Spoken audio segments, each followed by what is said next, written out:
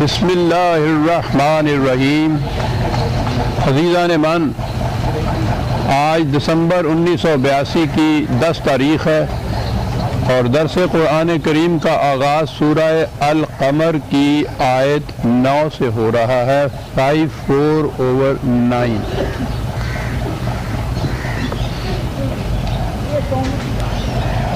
قرآن کریم میں آپ شروع سے آخر تک دیکھیں گے، اس کی تعلیم کا نقطہ ماسکہ ہے کہ نوع انسانی کی داستان در حقیقت حق اور باطل کی کشمکش کی داستان ہے۔ ستیزہ کار رہا ہے ازل سے تا امروز، چراغ مصطفی سے شرار بولہبی۔ ابتدائی ادوار کے انسانوں سے لے کے آج تک یہی ایک کشمکش ہے جو ہر زمانے میں، ہر ملک میں، ہر قوم میں جاری اور ساری رہی۔ ابتدائی دور میں محدود پیمانے پہ تھی، یوں انسانوں نے جسے کہتے ہیں ترقی کی یا اکثریت ہوتی چلی گئی، اس کی حدود وسیع ہوتی چلی گئی، اس کی نوعیت بدلتی گئی، ذرائع اور آلات بدلتے گئے، لیکن اصل نقطہ وہی رہا، حق اور باطل کی کشمکش۔ اس کشمکش کی داستان قرآن بیان کرتا تو افراد کی بات نہیں کرتا۔ ایک فرد کا جرم، کمزوری، کوئی برائی اس کی ذات تک محدود رہتی ہے، زیادہ سے زیادہ اس کے ماحول میں، اس کے اقربا تک، وہاں تک اثر کرتی ہے۔ قوم نہیں اس سے ڈوبتی، قوم تباہ ہوتی ہے۔ پہلی چیز تو اس نے کہی کہ قوموں کے ارباب اقتدار میں جب کوئی جرائم آتے ہیں تو اس سے وہ پھیل جاتے ہیں پوری قوم میں، یا ان کا نظام اگر باطل پر ہوتا ہے تو اس کا اثر پڑتا ہے ساری قوم پر۔ تو قرآن کریم نے قوموں کی تباہی کے اصول بتائے ہیں، قوموں کی موت اور حیات کے عروج اور زوال کے اصول اور قوانین جو اٹل ہیں، غیر متبدل ہیں۔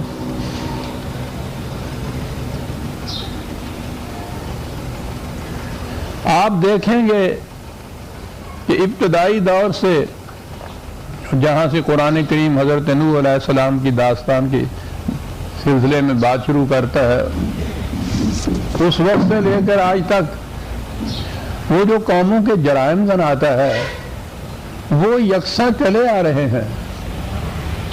اور اب جو ہم کہتے ہیں نا کہ قرآن کریم قیامت تک کے لیے، ہر نوع انسانی کے لیے، ہر قوم کے لیے ضابطۂ حیات یا ضابطۂ قوانین ہے، اس کے معنی یہی ہیں کہ وہ جو جرائم جن کی کشمکش کی داستان یہ بیان کرتا ہے وہ آج بھی اسی طرح سے ہیں، کشمکش آج بھی اسی طرح سے جاری ہے، کشمکش اس کے بعد بھی اسی طرح سے جاری رہے گی۔ تو اس کے لیے قرآن نے جو اصول بیان کیے ہیں وہ بھی اسی طرح سے غیر متبدل ہیں۔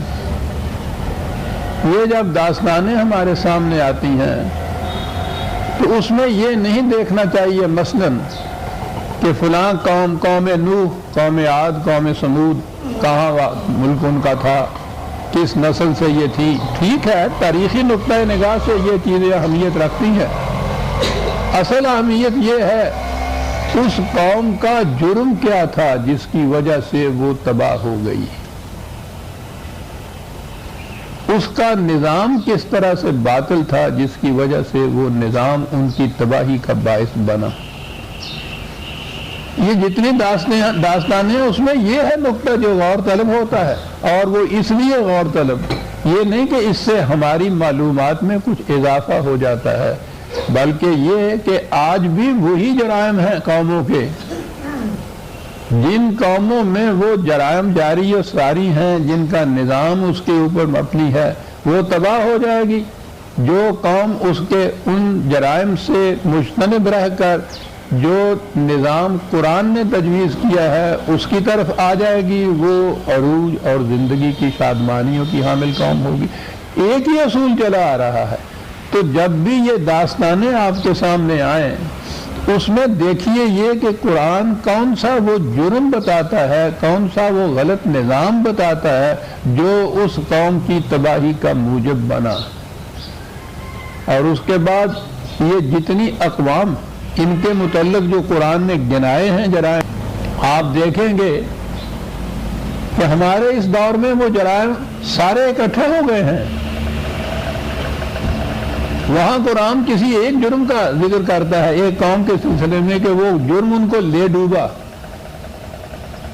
اور کچھ اس قسم کی یہ انسانوں کی داستان ہے کہ آگے بڑھتے ہیں تو پچھلی اقوام کے وہ جرائم بھی ساتھ لیتے ہیں اور اپنے ہاں ایک اور جرم بھی ایڈ کر دیتے ہیں اس میں۔ اور یہ ایکیومولیٹو جو جسے سنو بال کہتے ہیں، وہ برف کا گولا جوں جوں چلتا چلا جاتا ہے اپنے حجم میں بڑھتا چلا جاتا ہے، یہ بڑھتے چلے گئے۔ اور آج کے دور میں تو ہم دیکھیں گے کہ جتنے جرائم گنائے ہیں قرآن نے اقوام سابقہ کے، وہ ایک ہی دور کے اندر ایک ہی نظام کے اندر سارے کے سارے اب آ چکے ہوئے ہیں۔ تو قرآن تو اس اعتبار سے مکمل ضابطہ حیات بھی ہوا، غیر متبدل بھی ہوا، قیامت تک کے لیے جاری رہنے والا بھی ہوا۔ آج کے دور کی اقوام کی جو تباہیاں ہیں، ان کے جو جرائم جن کی وجوہات ہیں، وہ سب قرآن کے اندر موجود ہیں، اور یہ بھی بتایا ہے کہ ان سے بچ کیسے سکتے ہو۔ بات چلی آ رہی تھی سورہ القمر کی کہ وہی کشمکش جو تھی وہ یہاں تک آگے بڑھ گئی کہ یہ مختصر یہ جماعت جو حق کی آواز کو لے کے اٹھی تھی، یہ 13 سالہ زندگی حضور کی مکے کی، وہاں سے آپ ہجرت کر کے دوسرے مقام چلے گئے کہ وہاں جا کر اس نظام کو قائم کریں گے، کیونکہ وہاں کی فضا زیادہ مساعد تھی۔ نظر بظاہر ان قریش کو، مکے والے کو، ان کو اس میں کیا اعتراض ہو سکتا تھا؟ وہ یہاں وطن چھوڑ گئے، گھر بار اپنا چھوڑ گئے، تعلقات عزیز و اقارب کو چھوڑ کے چلے گئے یہاں سے۔ اور اس زمانے میں اتنی دور چلے جانے کے تو معنی یہ تھے کہ ان سے کٹ آف ہو گئے، جسے ہم کہتے ہیں منقطع ہو گئے، ان کے سلسلے منقطع ہو گیا۔ لیکن وہ آرام سے نہیں بیٹھے، وہاں سے وہ اٹھ کے چڑھائی کی انہوں نے آ کر مدینے پر۔ عام مورخ کی سمجھ میں یہ بات نہیں آتی تھی کہ ان کو اب کیا تکلیف تھی جو اس طرح سے اپنا داؤ لشکر اتنا عظیم لے کر اس زمانے کی مسافتوں کو طے کر کے، بڑی صعوبتیں اور مسافتیں ہوتی تھی سفر میں، اور یہ چڑھائی کرنے آگے۔ اگر یہاں وہ نظام قائم ہو جاتا تو ان کا کیا بگڑتا؟ یہی تو ساری بات ہے۔ یہ نظام کسی ایک خطہ زمین میں بھی قائم ہو جائے تو اس کے انسانیت ساز نتائج اتنے دلکش اور جاذب، اس قدر مفید ہوتے ہیں دوسروں کے لیے کہ دوسرے مقام میں رہنے والے مظلوم، مقہور، ضعیف اور ناتواں جن کو وہاں کچلا جا رہا ہو، وہ اس نظام کو دیکھ کے یا تو وہاں سے وہ چھوڑ کے ہجرت کر کے وہاں آ جائیں گے یا ان کے خلاف اٹھ کھڑے ہوں گے۔ یہ تو ساری دنیا میں جب یہ باطل کے نظام پھیل جاتے ہیں تو وہاں یہ صورت پیدا ہو جاتی ہے کہ کسی کی سمجھ میں نہیں آتا کریں کیا۔ ورنہ آج بھی دنیا کے کسی خطے کے اندر اگر یہ صورت ہو کہ قرآن کا نظام جو ہے وہ قائم ہو گیا ہو، آپ دیکھیے کہ دنیا کا ستایا ہوا انسان کس طرح سے اس خطے کی طرف کشا چلا جاتا ہے۔ من داخلہ ہو فقد آمن، اعلان اس کا ہوگا کہ آؤ، جو اس میں آ کے داخل ہو گیا اس کو امن مل جائے گا۔ امن کی تلاش میں تو انسان آج مارا مارا پھر رہا ہے۔ اگر اس کو کہیں سے یہ ضمانت مل جائے کہ یہاں آ جاؤ تو امن مل جائے گا، کون نہیں وہاں جائے گا؟ بات دوسری طرف چلی جائے گی۔ یہ خطہ زمین پاکستان کا ذریعہ اس لیے تھا کہ یہاں اس نمونے کا نظام قائم ہو جائے، ایک دفعہ ہو جائے، پھر دیکھو کہ دنیا کس طرح سے يدخلون فی دین اللہ افواجا، فوج در فوج آئے گی دنیا اس کی طرف۔ یہ ہے عزیزان من، یہ جو قصے آئیں گے سورہ القمر کی بات یہاں سے شروع ہوئی کہ ان کی مخالفت کی انتہا ہو گئی، اور دوسری طرف ان کے جرائم قومی جو تھے ان کی بھی انتہا ہو گئی. وہ اب کشتی ڈوبنے والی تھی. اتنا بوجھ لاد دیا تھا انہوں نے اس میں کہ وہ قانون فطرت کے مطابق وہ کشتی اب ڈوبنے والی تھی. اس لیے بات یہاں سے شروع کی کہ اب وہ انقلاب کی گھڑی آ گئی. وشق القمر، ان کا علم، ان کا جھنڈا ٹکڑے ٹکڑے ہو جائے گا، پھٹ جائے گا، ریزہ ریزہ ہو جائے گا، دھجیاں بکھر جائیں گی اس کی. اب یہ قریش اور اس کے مقابلے میں ذرہ ناچیز و تعمیر بیابان نگر. اندازہ لگائیے للکار کس قوم کو یہ رہے ہیں صاحب. لیکن یہ تو حق تھا، اپنی آواز بلند کر رہا تھا کہ گیا وہ ان کے جھنڈے کی دھجیوں کا شان و شوکت جو ان کو لیے پھرتے تھے. اب لیے چلا آ رہا. آپ کو معلوم ہے کہ گزشتہ 8 آیتیں اسی میں آئی تھی کہ اب وہ وقت آ رہا ہے، ان کا جھنڈا سرنگوں ہوگا، یہ شکست کھائیں گے. یہ بڑے بڑے سردار قیدیوں کی حیثیت سے سامنے آئیں گے، سرنگوں سامنے آئیں گے. یہ بہت بڑی چیز تھی، وہ باور ہی نہیں کر سکتے تھے قریش کہ ایسا ہو بھی جائے گا. لیکن یہ کچھ کہتے ہوئے آئے. سوال پیدا ہوا کہ کس طرح سے یہ کہا جا رہا ہے کہ یہ ہو کے رہے گا. اور قرآن نے یعنی بات ہو رہی ہے نبی اکرم صلی اللہ علیہ وسلم کے زمانے کی، اس کشمکش کی اور اس وقت کی. اب جب ان کے جھنڈے کے سرنگوں ہونے کا وقت آ رہا ہے، زوال کا ان کے وقت آ رہا ہے. یہاں تک باتیں ہوتی چلی آ رہی ہیں. یہاں تک پہنچنے کے بعد وہ کہا کہ کذبت قبلہم قوم نوح. دیکھیے وہی بات ہو گئی کہ یہ کوئی نئی بات نہیں ہے، کوئی نیا واقعہ نہیں ہے یہ جو ہو رہا ہے. اب جو کہا جا رہا ہے کہ ان کی تباہی کا وقت آ گیا ہے، تو یہ چیز ایک اصول ہے جس کو ہم دہرا رہے ہیں. کوئی نئی بات، ہنگامی بات نہیں ہے. اور وہ بات شروع کرتا ہے پہلے دن سے. کشمکش کی ابتدا وہ کرتا ہے حضرت نوح علیہ السلام کے قصے. اور جیسا میں نے عرض کیا تھا، ان قوموں کا ذکر اس لیے کرتا ہے کہ یہ عرب کے گرد و نواح میں یہ قومیں بستی تھیں. ان کی بستیوں کے کھنڈرات ان کے راستوں میں پڑتے تھے. صبح و شام ان کے ہاں ان کی داستانیں دہرائی جاتی تھیں. وہاں سے گزرتے تھے قافلہ در قافلہ تو ان کی داستانیں سامنے ان کے آتی تھی. یہ ایک جز سے واقف تھے ان اقوام کی. اس لیے ان اقوام کی مثال پیش کی کہ یہ بات ان کی سمجھ میں نہیں آتی کہ ہم اتنی بڑی قوت و سطوت و شوکت کے مالک، ہمیں کس طرح سے زوال آ سکتا ہے. کہا کہ ان سے پوچھو کہ جب یہ داستان نوح بیان کرتے ہیں، دہراتے ہیں، تو اس میں ان کے سرداروں کے جو قصے بیان کرتے ہیں ان سے زیادہ شوق و شوکت تو ان کے سرداروں کی نہیں ہے. پھر یہ خود کہتے ہیں کہ اس کے بعد وہ ڈوبی کشتی ان کی. تو یہ تو اس کا خود اقرار کرتے ہیں. اتنی سی بات ہے کہ اپنے پر اس کو منطبق نہیں کرتے کہ ہمارے ہاں بھی وہی جرائم ہیں، اس کا نتیجہ وہی ہوگا جو وہاں ہوا تھا.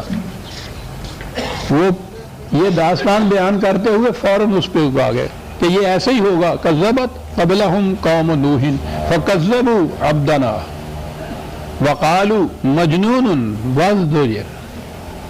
کہا وہ جو ان کی حفاظت سلامتی کے غم میں گھلا جا رہا تھا اور ان سے کہہ رہا تھا کہ تباہ ہو جاؤ گے، برباد ہو جاؤ گے، یہ اس کا مذاق اڑاتے تھے، اس کی تعظیم کرتے تھے. جھوٹ بولتا ہے، کہتے تھے کہ پاگل ہو گیا ہے. واقعی وہ جو قوت کے نشے میں بدمست ہوتا ہے وہ اپنے آپ کو کبھی نہیں کہتا کہ میں پاگل ہو گیا ہوں، وہ دوسروں کو ہی کہتا ہے کہ یہ پاگل ہو گئے ہیں. یہ پاگل ہو گیا، بدکار کے نکال دو اس کو یہاں سے. صبح شام جب دیکھو یہی بات، تباہ ہو جاؤ گے، برباد ہو جاؤ گے. منحوس یہ ہے ان کا کہ نحوست آتی ہے اس کی وجہ سے. یعنی یہ اپنی تباہی کی بات سننے کو برداشت نہیں کرتے تھے. نحوست آتی ہے اس سے. مجنون، پاگل ہو گیا ہے. ہاں. فدعا ربہ، انی مغلوب فانتصر، تو اس نے اپنے خدا کو پکارا، کہا کہ یہ تو اب بڑھتے چلے آ رہے، چڑھتے چلے جا رہے ہیں، اس لیے اسے عام کہیں گے کہ میری مدد کر، تو وہ تو آپ کو معلوم ہے مدد کے کیا معنی ہوتے ہیں۔ دوسرے معنی یہ بھی ہو جاتے ہیں کہ کمزور ہوں میں، میرا انتقام لینے کا انتظام کرو، مطلب یہی ہے کہ میں مغلوب ہوں اس وقت۔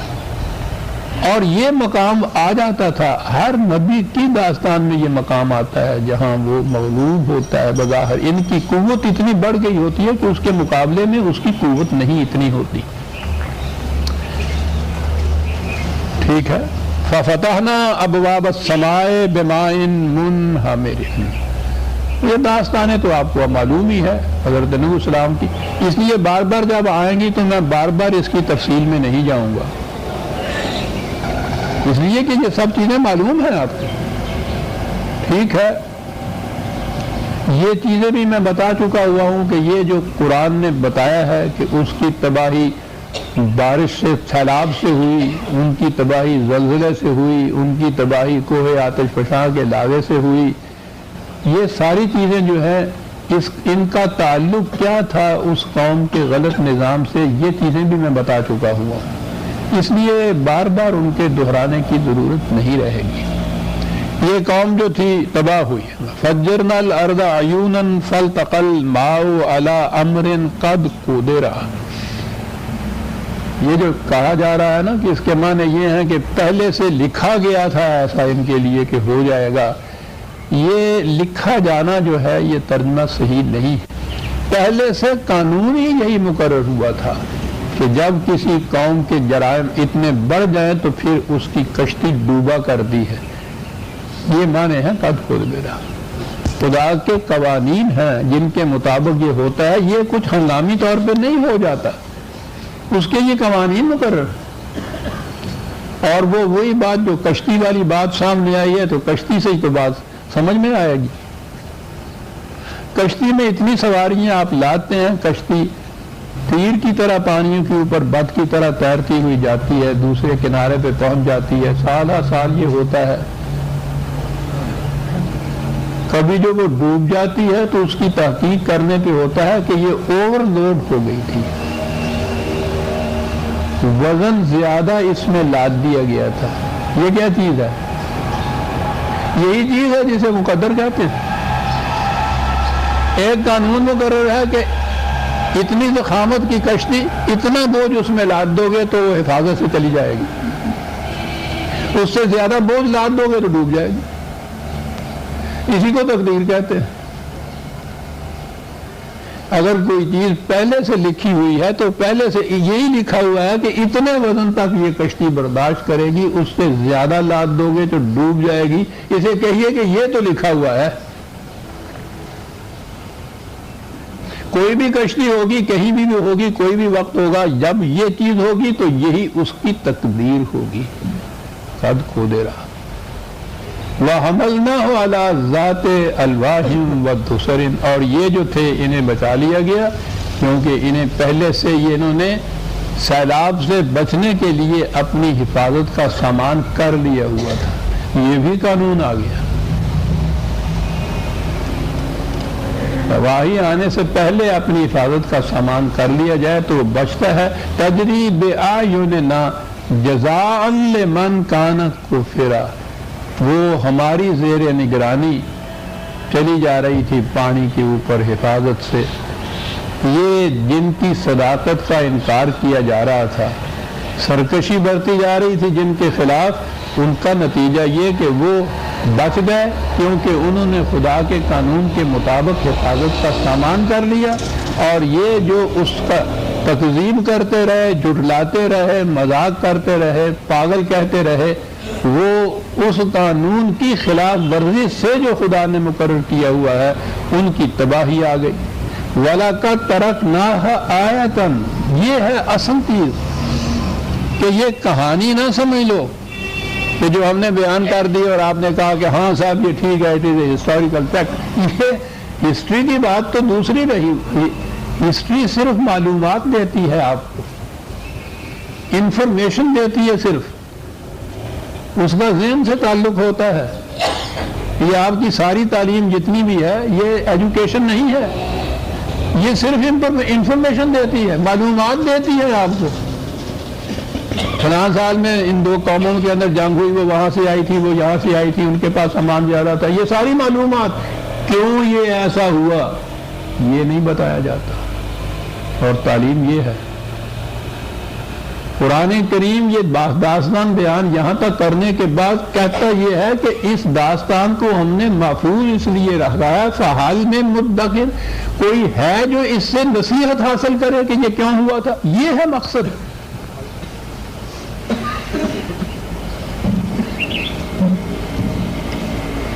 دیکھے وہ غور کرے، فکیفا کانا عذابی و نذر، وہ دیکھے کہ جن چیزوں سے ان کو آگاہ کیا گیا تھا، جن خطرات سے، وہ کس طرح سے سچ ہو کر رہے اور کیا نتیجہ نکلا. ہماری وارننگ سے اعراض برتنے کا نتیجہ کیا نکلا؟ تباہی اور بربادی نتیجہ نکلا. یہ ہے وہ آیت جسے قرآن کہتا ہے. آیت کے معنی ہوتے ہیں کسی چیز دور سے کوئی چیز دیکھ کے یہ اس نتیجے پہ پہنچنا کہ حقیقت کیا ہے. صحرا میں دور دور تک کوئی آبادی نہ ہو، دور سے آپ کو کہیں سے دھواں نظر آئے تو وہ نیچے جو کچھ ہے وہ نظر نہیں آتا. معلوم ہوتا ہے کہ آگ ہے، اور آگ جہاں ہے وہاں انسان ہوگا. میلوں تک وہاں پانی کا نشان نہ ہو، کسی جگہ سے کوبا اڑتا نظر آئے تو وہ سمجھ لیتے ہیں کہ نیچے کوئی چشمہ یا نخلستان ہے، پانی ہے، کیونکہ پرندہ پانی کے بغیر زندہ نہیں رہتا. راستہ بھولے ہوئے جو ہے دور سے کہیں کتے بھونکنے کی آواز آ جائے تو وہ اس طرف چل دیتے ہیں کہ وہاں کوئی بستی ہے. یہ جو چیزیں ہیں نا، وہ دھواں، یہ کووا، یہ کتے کا بھونکنا، یہ آیت کہلاتا ہے. یہ بجائے خیش ایک چیز نہیں ہوتی بلکہ کسی اہم چیز کی موجودگی کی دلالت کرتی ہے.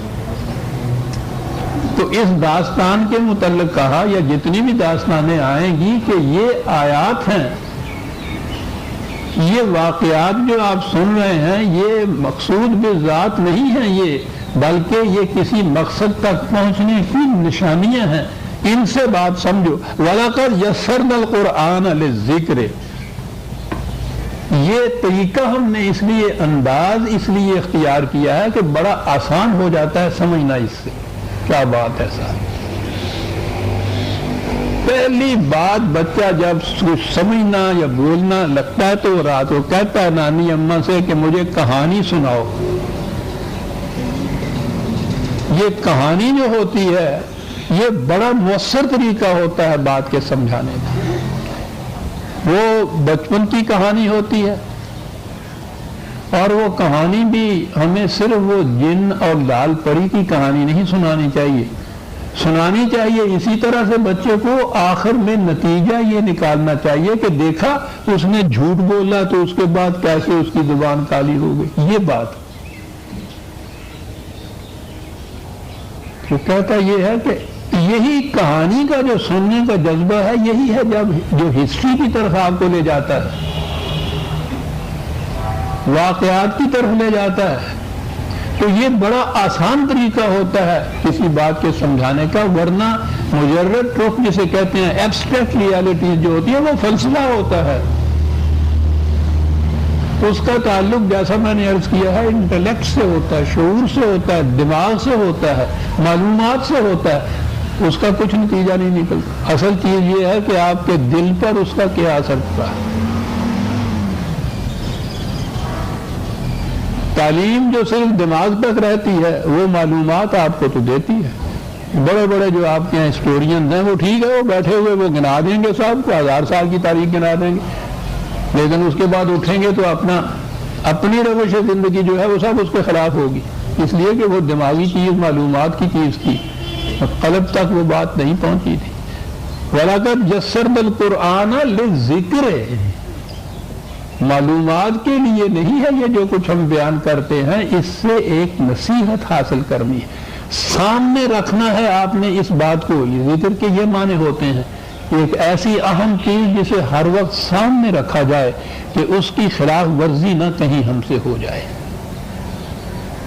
یہ سامنے رکھنا جو ہے ہر وقت کا ان چیزوں کا، یہ ہے کہ پھر انسان ادھر ادھر نہیں ہوتا راستے سے۔ فَحَلْ مِن مُدَّكِرٍ، پھر وہی بات کہیے کوئی ہے جو اس سے نصیحت حاصل کرے، یعنی معلومات نہیں اخذ کرنے کی بات، وہ تو جو بھی کہانی سنے گا معلومات تو اس کو مل جائیں گی، یہ کہا یہ نہیں، اس سے نصیحت حاصل کرے کہ انہوں نے یہ کیا تباہ ہو گئے، ہم ایسا نہ کریں۔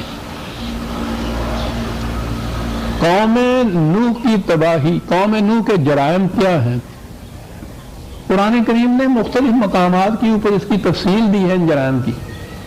مختصراً یہ ہے ان کے جرائم کہ ان کے ہاں عزت اور ذلت کا معیار دولت تھی، جو ان کے نزدیک چھوٹے چھوٹے کام کرتے تھے، دکاندار، پنجڑے وغیرہ، وہ بڑے بڑے سردار ان کو اپنے برابر بیٹھنے نہیں دیتے تھے۔ طبقاتی تفاوت کی یہ کیفیت تھی۔ ان کا مطالبہ یہ تھا حضرت نوح علیہ السلام کے ساتھ کہ یہ جو ہمارے نزدیک ذلیل طبقے کے لوگ ہیں، ذلیل طبقہ، رذیل طبقہ، ان کی ذلت اور ذلت کی وجہ کیا تھی؟ ان کے مقابلے میں غریب تھا۔ حالانکہ غور سے دیکھیے تو وہ تو ان کے مقابلے میں ہزار درجہ شریف تھے، صاحب عزت تھے۔ قرآن نے کہا کہ عزت کا معیار تو انسان کا کردار اور کریکٹر ہے۔ یہ لوگ عزت کا معیار دولت کو قرار دے رہے ہیں۔ ان سرداروں کے پاس اپنی ذاتی چیز کوئی نہیں، کردار و کردار کی۔ یہ اضافی چیز جو ہے نا، ماں باپ کے ہاں سے وراثتاً کچھ آ گیا، کہیں سے ادھر ادھر سے سمگل کر کے لے لیا، یہ جو چیز ہے یہ دولت اضافی چیز ہے۔ کردار انسان کی ذاتی چیز ہے۔ قرآن نے پہلی داستان میں پہلا اصول یہ بیان کیا کہ یاد رکھو عزت اور ذلت کا معیار دولت نہیں ہے، انسان کی سیرت اور کردار ہے۔ ان اکرمکم عند اللہ اتقاکم، جو قوانین خداوندی کی سب سے زیادہ پیروی کرتا ہے وہ سب سے زیادہ قابل تعظیم ہے، دولت نہیں ہے۔ تو پہلی چیز جو تھی ان کے ہاں وہ یہ تھی۔ دوسرا جرم یہ تھا کہ جب ان سے کوئی بات کی جاتی تو وہ کہتے کہ نہیں صاحب، یہ ہمارے اسلاف کے مسلک کے خلاف ہے، ہم سننے کے لیے تیار نہیں۔ ان سے کہا جاتا کہ تمہیں اللہ تعالیٰ نے سوچنے سمجھنے کی صلاحیت خود دی ہے، تمہارے اپنے اندر یہ چیز موجود ہے، میں اس کو اپیل کرتا ہوں کہ سوچنے سمجھنے کے بعد تم سوچو کہ جو میں کہہ رہا ہوں وہ صحیح ہے یا نہیں۔ تم کہتے ہو کہ ہم سننے کو تیار ہی نہیں ہے، اس لیے کہ ہمارے اسلاف کے مسلک کے خلاف جاتا ہے۔ تواتر سے ہمارے ہاں یہی آ رہا ہے، توارث سے ہم اسی مسلک کے اوپر ہیں، ہم سننے کو تیار ہی نہیں ہیں کسی ایسی چیز کو جو ان کے مسلک کے خلاف جائے۔ قرآن نے کہا کہ جو خود غور و تدبر سے کام نہیں لیتی قوم اور اس طرح سے چلی آ رہی ہے اندھوں کی طرح اگلے کی لاٹھی کے سہارے، وہ قوم تباہ ہو کے رہتی ہے۔ اور تیسری چیز اس کے اندر تھی، وہ جو حضرت نوح علیہ السلام کا بیٹا جو اس صداقت کو تسلیم جس نے نہیں کیا تھا وہ ڈوبنے لگا تھا، تو حضرت نوح نے بھی یہ بات کہہ دی تھی کہ یا اللہ آپ نے تو کہا تھا کہ تمہارے اہل کو میں بچا لوں گا، تو یہ تو سب سے قریب ترین اہل ہے میرا۔ تو قرآن نے اگلا معیار یہ بتایا کہ اپنے اور بیگانے کا معیار نسل نہیں ہے، اپنا وہ ہے جو ان اصولوں کی صداقت میں تمہارا ہمنوا ہے، جو ان سے انکار کرتا ہے وہ تمہارا نہیں ہے، وہ غیر ہے۔ قومیت کا معیار قرآن نے بتا دیا کہ اشتراک ہے اصولوں کا، اشتراک ہے ایمان کا، اس سے ایک قوم بنتی ہے۔ اپنا بیٹا بھی اگر اس سے اشتراک میں تمہارے ساتھ شامل نہیں ہے تو وہ تمہارا نہیں ہے۔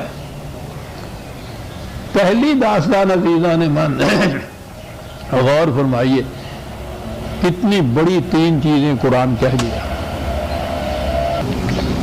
پہلی ہی داستان جو بیان کی بتایا یہ کہ یہ تھا ان کا نظام زندگی، یہ روش تھی، یہ ان کا مسلک تھا، اس طرح سے ان کے یہاں یہ عقائد تھے، اس وجہ سے وہ تباہ ہوئے.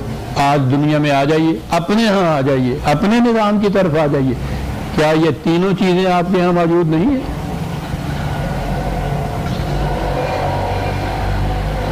فحال من مدکر، قرآن کہتا ہے تم میں سے کوئی کہ جو اس کو سننے کے بعد اس کو یہ آ جائے بات کہ ہم بھی تباہ ہو رہے ہیں.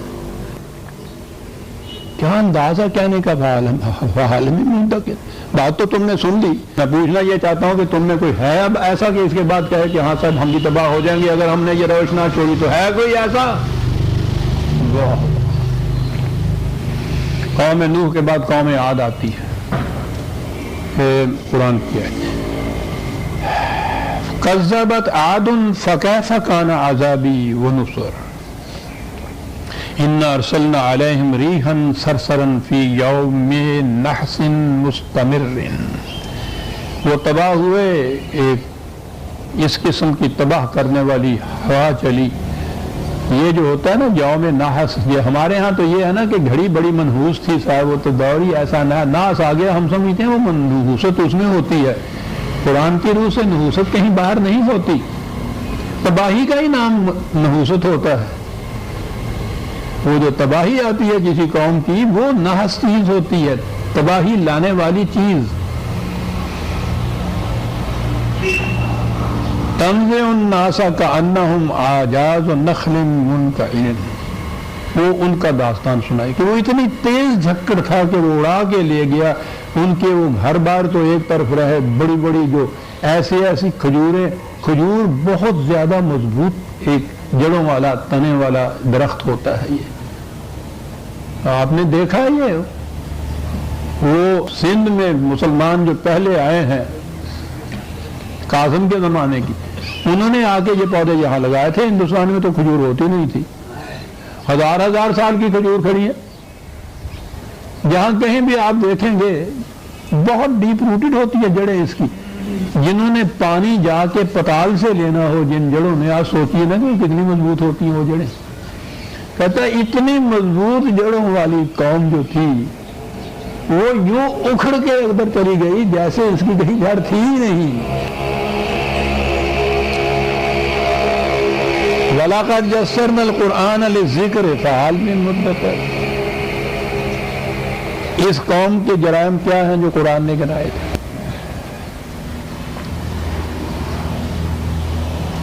پہلی چیز قرآن نے ایک لفظ میں ساری داستان بیان کر دیا.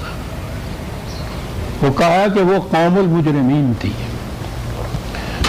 ہمارے ہاں تو مجرم اسی کو کہتے ہیں جو عدالت سے کچھ سزا پا جائے، اور جرائم ہوتے ہیں جو مروجہ قانون کی خلاف ورزی کی جائے.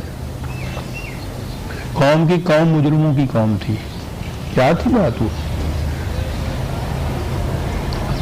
عربوں کے ہاں عربی زبان میں جرم کہتے تھے کسی دوسرے کے درخت کا پھل کاٹ کے اپنے گھر لے جانا. بھیڑ کی اون مونڈ لینا. آج کی اس طرح میں اسی کو ایکسپلائٹیشن کہتے ہیں نا. استحصال جسے آپ کہتے ہیں، وہ جو اقبال نے کہا ہے کہ اس دور کا سارے دور کا نظام اس آج کی دنیا کا امت بر امت دیگر چرد دانا ای می کارد آ حاصل برد. کوئی قوم اپنے کھیت میں سے نہیں کھاتی، دوسرے کے کھیت میں سے کھاتی ہے جا کے. بوتا یہ ہے کاٹ کے کوئی اور لے جاتا ہے. محنت کوئی کرتا ہے، عیاشی اس کے اوپر کوئی اور کرتا ہے.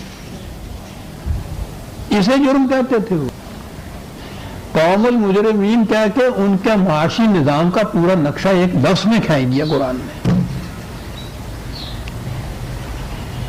اور کیا عجیب قوم تھی یہ. یعنی یہ بات کہ دوسرے کے درخت کا کاٹ کے لے جانا یہ تمام چیز ہے.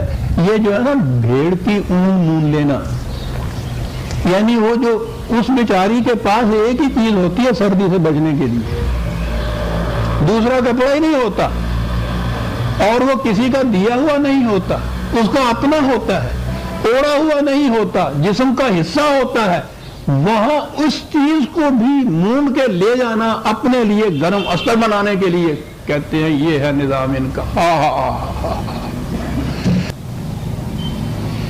کیوں؟ فحل من مدکر، ہے کوئی اس سے نصیحت حاصل کرنے والا کہ آپ کے دور کا نظام کیا ہے؟ دوسروں کے درختوں سے پھل تو ہر روز کوئی کاٹ کے لے جاتا ہے، بھیڑ کی اون مونڈ کے لے جاتے ہیں، وہ ٹھٹرتی ہے سردی پارے میں، ٹھٹرتی رہے، ہمارے ہاں کا گدا بن جانا چاہیے جناب۔ کہتا ہے کہ یہ کیسے ممکن تھا، کیسے کرتے تھے؟ کیسے کرتے تھے؟ جو کمزور اور غریب تھے، اذا بطشتم جبارین، اس کو پکڑتے تھے تو ہڈیاں توڑ دیتے تھے تم ان کی۔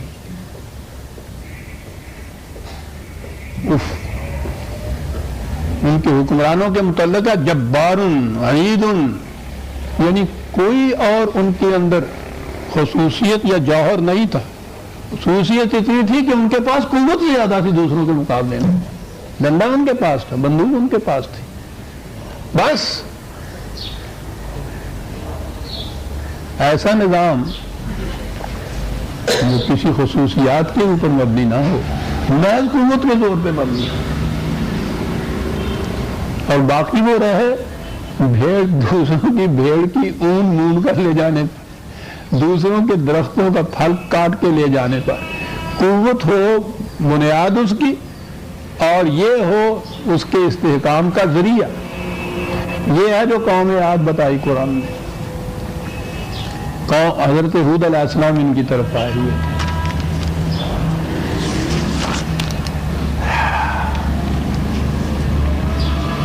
قرآن نے کہا ہے کہ وہ قوم ویسے جسے آپ تہذیب و تمدن والے کہتے ہیں، اس دور میں بڑی مہذب قوم گنی جاتی تھی، لیکن اتنی ہی مہذب متمدن قوم کیوں نہ ہو، جب وہ ان قوانین، بنیادی قوانین کی خلاف ورزی کرتی ہے، کوئی چیز انہیں بچا نہیں سکتی۔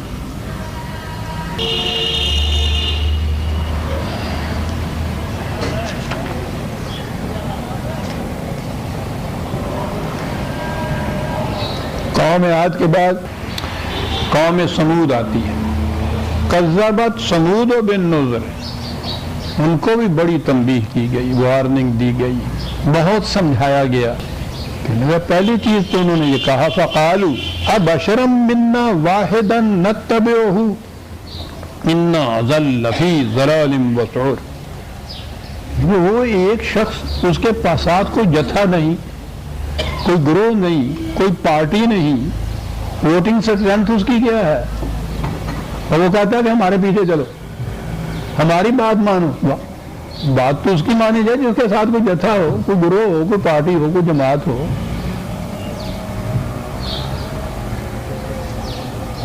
پہلی چیز تو یہ کہی کہ یہ نہیں ہے کہ وہ کہتا کیا ہے وہ سنا جائے، ہم اس کی، میں اس لیے ہم اس کی بات مان لیں کہ وہ کہتا ہے جو میں کہہ رہا ہوں یہ سچی حقیقت کی بات ہے، اکیلا وہ آدمی اپنے آپ کو چھوڑ دیں تو ہم تو تباہ ہو جائیں گے۔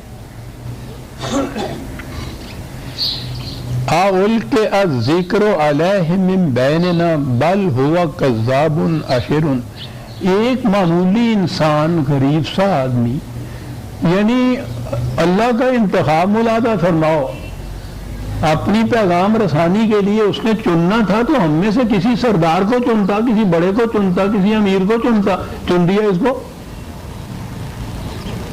یہی بات اس کے جھوٹے ہونے کی علامت ہے کہ بڑا سردار نہیں ہے، دولت مند نہیں ہے، جو بات کہہ رہا ہے وہ نہیں سن رہے،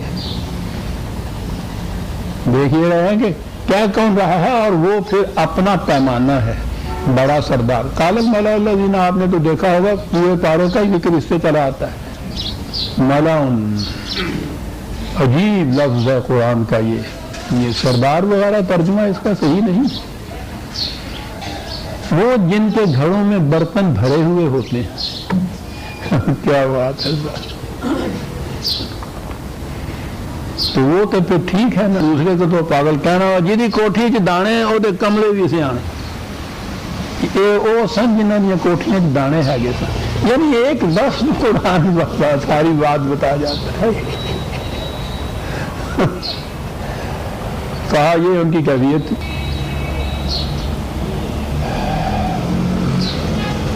جب تباہی کا وقت آیا تو ان کی تدبر کی فسون سازی کسی کام نے ان کے آ سکی،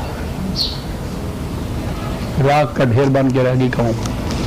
استعاروں میں قرآن بات کرتا ہے یہ قوم کی تباہی کے معنی یہ نہیں ہوتے ہیں کہ اس قوم کا کوئی ایک فرد بھی زندہ نہیں رہتا، یہ موت قوم کی ایسی نہیں ہوتی۔ قوم کے مرنے کے معنی ہوتے ہیں ذلیل و خوار ہو جاتی ہے، قوت نہیں رہتی، دولت نہیں رہتی، حکومت نہیں رہتی، دوسری اقوام کے مقابلے میں یہ مردہ قوم ہوتی ہے، ان کے برابر نہیں چل سکتی۔ پتہ یہ کیفیت ہو جاتی ہے قوموں۔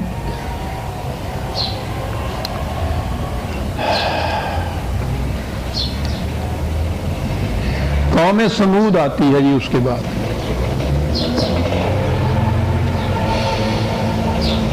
انا مرسل الناقۃ فتنۃ لہم فارتقب واصطبر۔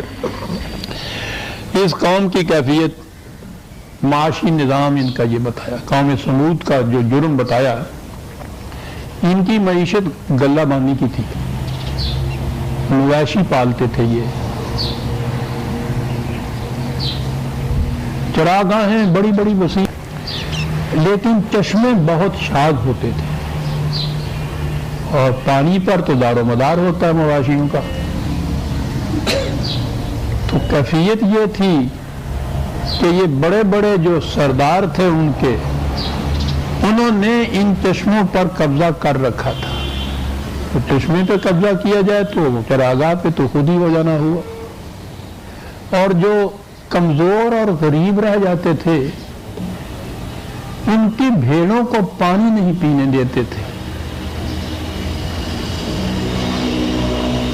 خدا کا دیا ہوا چشمہ، ان کا کوئی واٹر ورکس نہیں تھا ان سرداروں کا کہ وہاں سے پانی آتا تھا تو اپنے نلکے کو بند کر لیا انہوں نے، یا وہاں میٹر لگا دیے۔ زمین سے ابل رہا ہے چشمہ، تو خدا کی زمین، خدا کا اس طرح سے دیا ہوا چشمہ، اور اس نے کہا ہے کہ ہم نے یہ نو انسانی مخلوق، نو انسانی بھی نہیں ہے بلکہ مخلوق کی پرورش کے لیے ہم نے یہ انتظام کیے ہیں۔ زمین سے جو کچھ پیدا ہوتا ہے، یہ جو پانی آتے ہیں، یہ ہم نے ساری مخلوق کے لیے دیا، تو یہ رہنا چاہیے مخلوق کے لیے۔ انہوں نے قبضہ کر لی، قبضہ کرنے کے بعد کہا کہ یہ ہمارے ہیں۔ خدا نے ان کی طرف جو بات بھیجی وہ یہی تھی ان سے کہ کس صنعت کی بنا پہ یہ تم کہتے ہو کہ ہمارے ہیں؟ تم نے یہ چشمہ خود بنایا ہے؟ نہیں، ہمارے ہاں وراثت سے چلا آ رہا ہے باپ دادوں سے، تمہارے باپ دادا نے بنایا تھا یہ، کس طرح سے؟ فلاں سے ہم نے یہ خریدا چشمہ، جس سے خریدا تھا وہ تو ڈاکو تھا، چور تھا، خدا کا چشمہ تمہارے ہاتھ بیچ گیا، تو یہ تمہاری ملکیت کی صنعت ہوگی۔ چوری کا مال تو لینے والا جو ہے وہ بھی چور سمجھا جاتا ہے۔ یہ خدا کی چیزیں جو مخلوق کی پرورش کے لیے اس نے بلا مزد و معاوضہ بغیر قیمت کے دیا ہوا نا، وہ ذاتی ملکیت ہو نہیں سکتا۔ کہا تم زمینوں پہ لکیریں کھینچ کے ذاتی ملکیت ان کو بنا لیا، ان چشموں کے اوپر بیٹھ گئے، میں اس ایک تمہارے پاس لاٹھ ہے، ان کے پاس قوت نہیں ہے، تم ان کے مالک مان بیٹھے۔ کہا کہ ان چیزوں کے اوپر کسی کی ذاتی ملکیت نہیں ہو سکتی، یہ خدا کی چیزیں خدا کی مخلوق کے لیے ہونی چاہیے۔ یہ تھا جی، یہ تھی کشمکش حضرت سمود علیہ السلام کی، اور وہ جو قوم سمود، حضرت سمود علیہ السلام پیغمبر تھے، ان کی طرف وہ قوم بناتی ہے۔ یہ تو معاشی نظام تھا ان کا، ان کے یہاں کا جو سیاسی نظام تھا اس کے لیے بڑی عجیب بات کہی ہے کہ حضرت سمود علیہ السلام نے خدا سے کہا کہ یہ تو قوم کی قوم ساری بگڑی ہوئی ہے، ان کی اصلاح کس طرح سے ہو؟ کہا گھبراؤ نہیں، ساری قوم کی بات نہیں. وَكَانَ فِي الْمَدِينَةِ تِسْعَةُ رَهْطٍ يُفْسِدُونَ فِي الْأَرْضِ وَلَا يُصْلِحُونَ. یہ اوپر جو کیپٹل سٹی ہے اس کے اندر 9 بیٹھے ہوئے ہیں، یہ صاحب اقتدار، وہ بگڑے ہوئے ہیں، وہ نہیں سنورنے دیتے قوم کو.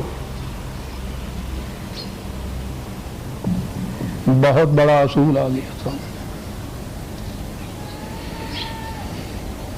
قوم کے بڑے بگڑتے ہیں تو قوم بگڑ جاتی ہے. اس نے کہا اس کی فکر نہ کرو، یہ مغلوب ہو جائیں گے قوم سمر جائے گی. نہیں، یفسدون فی الارض ولا یصلحون، وہ چاہتے یہ ہیں کہ ناہمواریاں رہے، وہ اصلاح ہونے نہیں دیتے. اس لیے تعداد کی بات نہ کہو تم، یہ 27/48 ہے، اس پر ہے.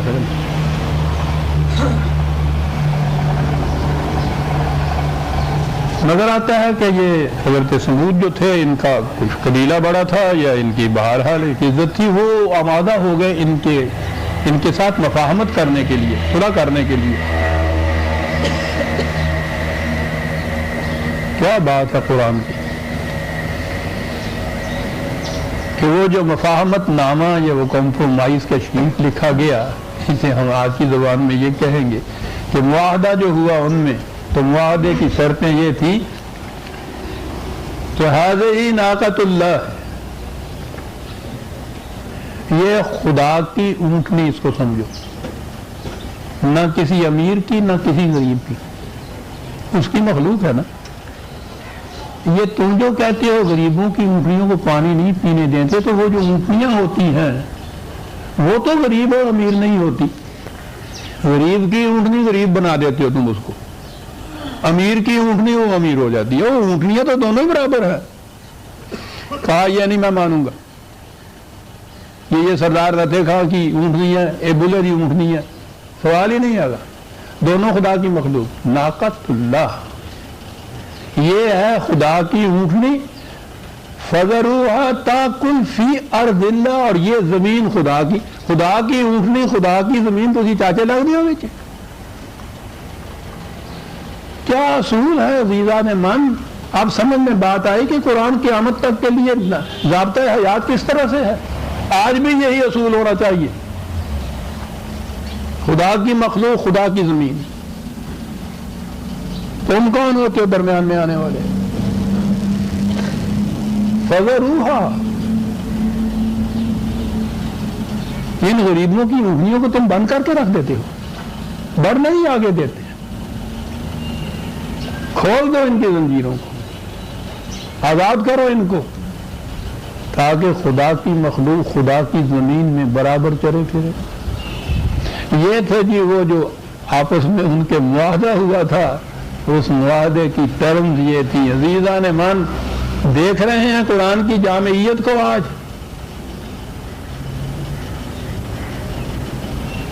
لفظاً لفظاً یہی ٹریٹی، یہی معاہدہ آج بھی چسپاں ہوتا ہے یا نہیں؟ دنیا میں اگر معاشی نظام یہ ہو جائے کہ ناقۃ اللہ اور ارض اللہ، سارے مسئلے حل ہو جاتے.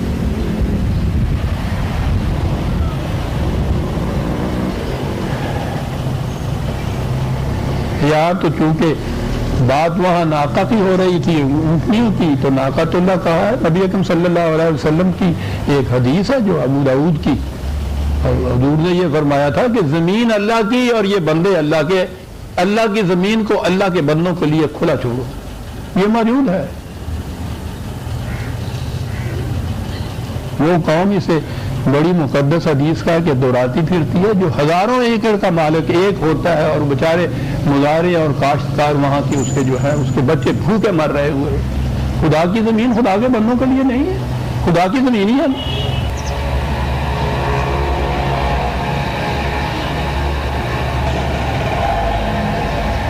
بات پھر یاد آ گئی، اگر کہ مجھے خیال ہے ایک دفعہ پہلے بھی میں نے سنایا تھا، لیکن اس سے بات سمجھ میں خوب آ جاتی ہے۔ اس سے پہلے سوات کا انتظام والی تھے نا وہاں کے، ان کے پاس ہوتا تھا۔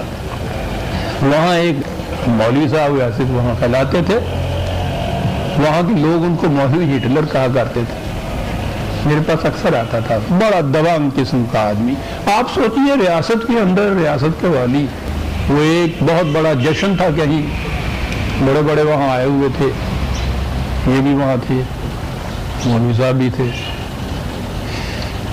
تلاوت قرآن کریم سے شروع ہونا تھا اجلاس، اس نے یہ قرآن کریم کی آیت شروع کی، للہ ما فی السماوات و ما فی الارض جمیعا، زمین و آسمان ساری خدا کی ملکیت ہے۔ جیسے اس نے یہ آیت پڑھی تو یہ بیٹھے ہوئے تھے، کہنے لگا جھوٹ بولتے ہو، کوئی اور آیت تلاوت کرو۔ والی کے بیٹھے ہوئے سامنے جشن کا جلسہ، قرآن کی آیت وہ کہہ رہا ہے، جاہل نہیں ہے، بہت بڑا مولوی تھا، جھوٹ بولتے ہو۔ والی نے خود کہا کیا کہہ رہے ہو، خدا کی آیت اور اس کو کہتے ہو جھوٹ بولتے ہو۔ کہنے لگے وہ خدا کی آیت تو سچ ہے، میں اس کا کہہ رہا ہوں، یہ کہہ رہا ہے کہ ارض و سما خدا کی ملکیت ہے، مجھے سما کا تو پتہ نہیں۔ یہ ریاست کے جتنے مال خانے کے دفتر ہیں میں ایک ایک میں سے ہو کے آیا ہوں، میں نے وہ جتنے جمع بندی کے رجسٹر ہیں میں سارے دیکھ لیے ہیں۔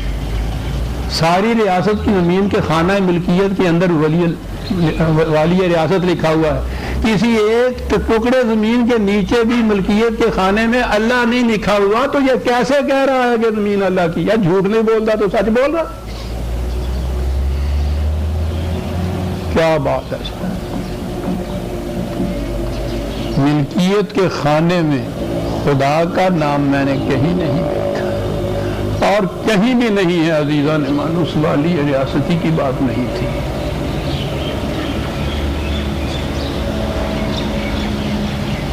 تو بات اس زمانے کی نہیں ہے جب قوم سمود کی بات تھی، اور کیا خوبصورت الفاظ ہے خدا کی، وہ ٹریٹی جو ان کے ہاں معاہدہ آپس میں ہوا ہے کہ ناقۃ اللہ وذروھا فی ارض۔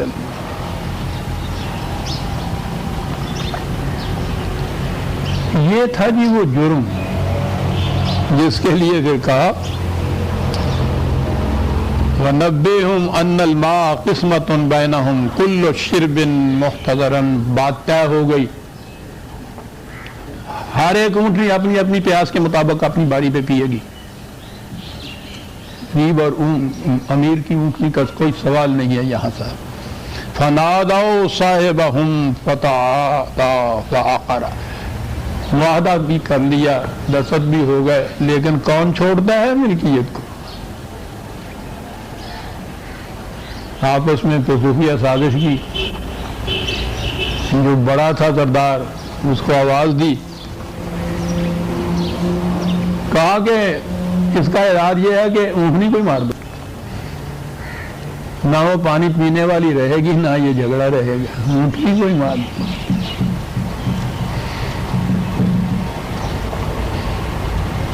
اس نے اٹھ کے یوں مار دیا، آج بھوکوں مر جاتے۔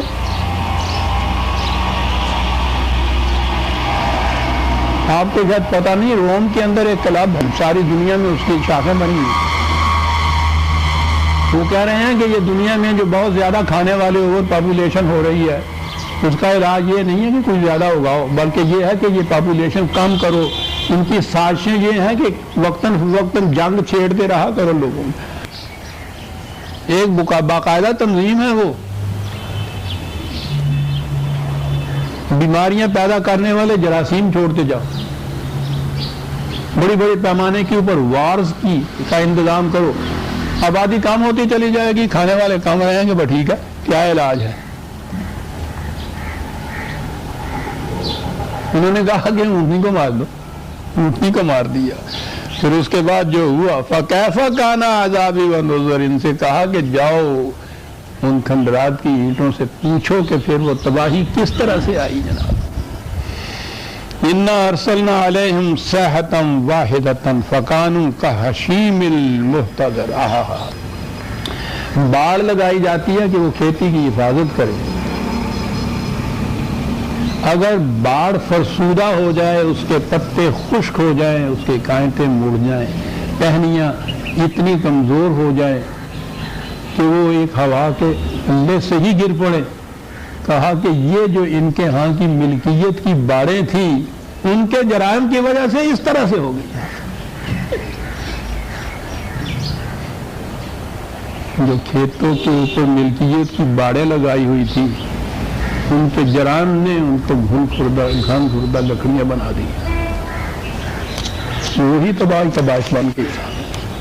وَلَقَدْ يَسَّرْنَا الْقُرْآنَ لِلذِّكْرِ فَهَلْ مِن مُّدَّكِرٍ. دیکھا ہم نے قرآن کو بات سمجھنے کے لیے کیسا آسان اسلوب اختیار کیا ہے نا بات چپٹ جاتی.